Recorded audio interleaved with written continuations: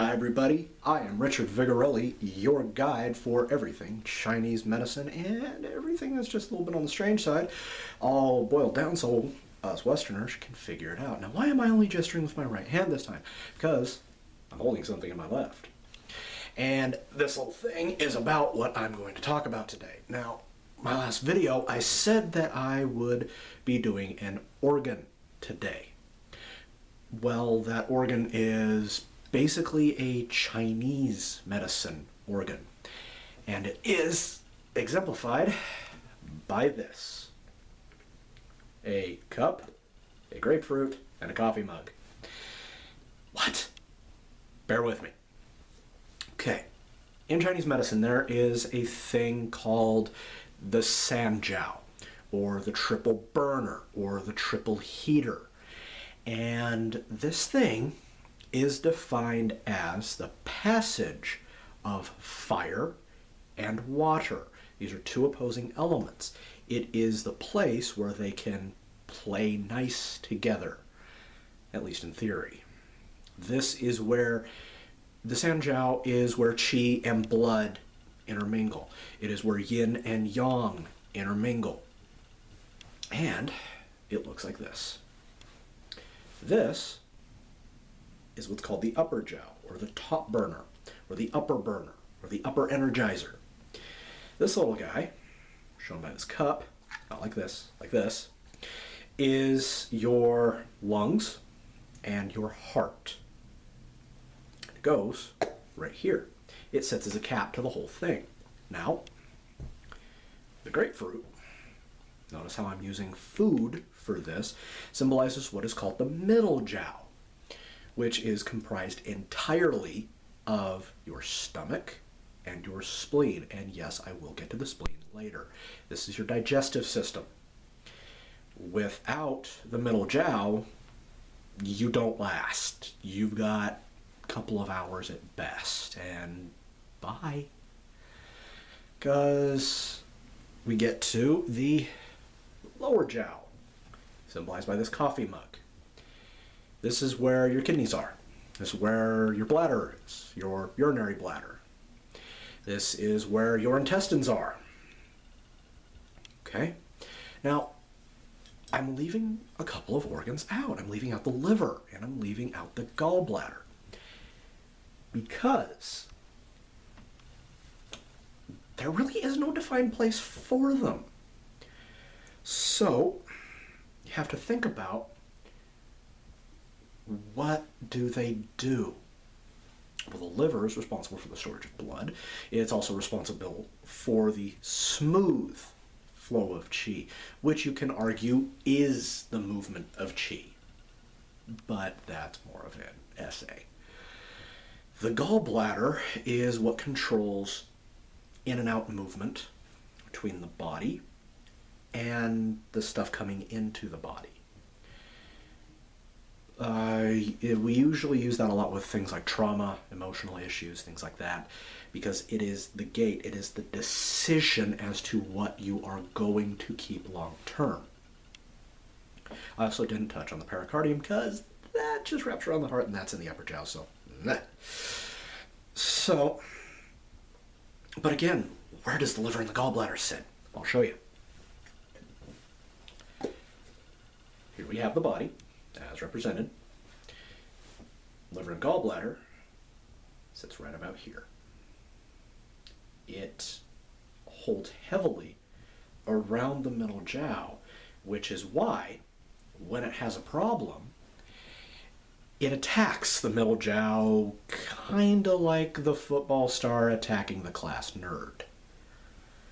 So, when it comes in, it can also reach down into the lower jiao, and it can also reach up into the upper jiao.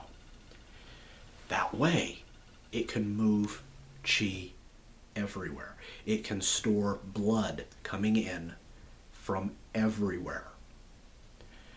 So,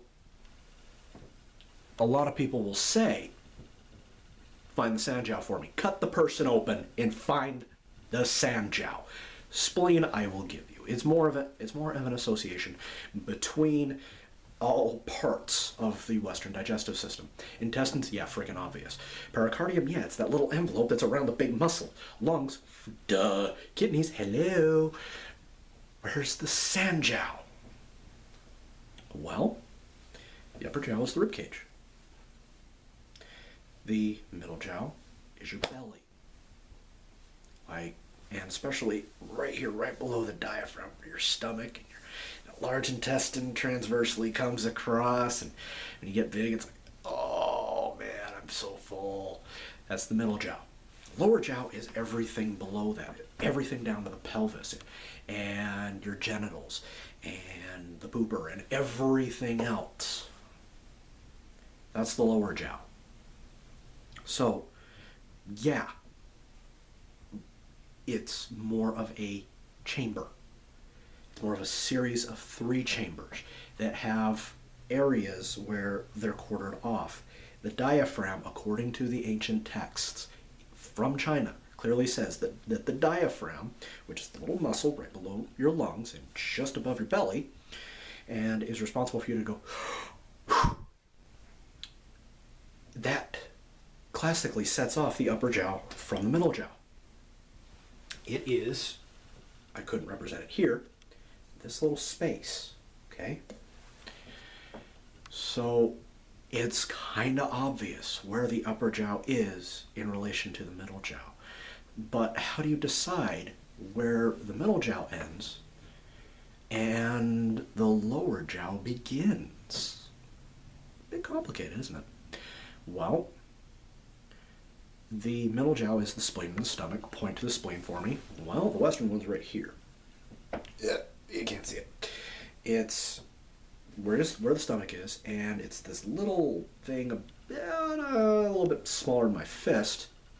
It's gray, filters blood, makes platelets, stuff like that, and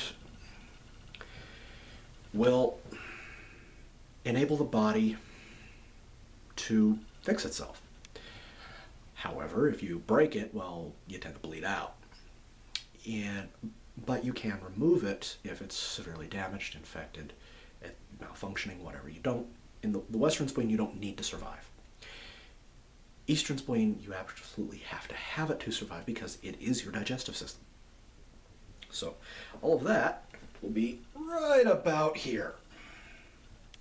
Everything below that is the lower jiao. So basically the border is where the intestines begin. That starts the lower jiao. And if you notice, I used a large mouth cup because, we'll pretend this is the back, the kidneys are in the lower back and they reach up. Okay? So, everything else, now we'll pretend this is the front, sits right here.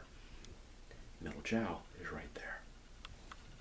So everyone, this has been my demonstration of the San Jiao triple burner, triple heater, triple energizer from Chinese medicine. If you have any further questions, please feel free to leave them in the comments, and while you're down there, hit that big red button that says subscribe. If you would like to ask me any questions directly, please feel free to visit my website at vigintmed.com. That stands for Vigorelli Integrated Medicine.com. I'll be back next time with something else. Until then, take care, stay healthy, and I will see you later.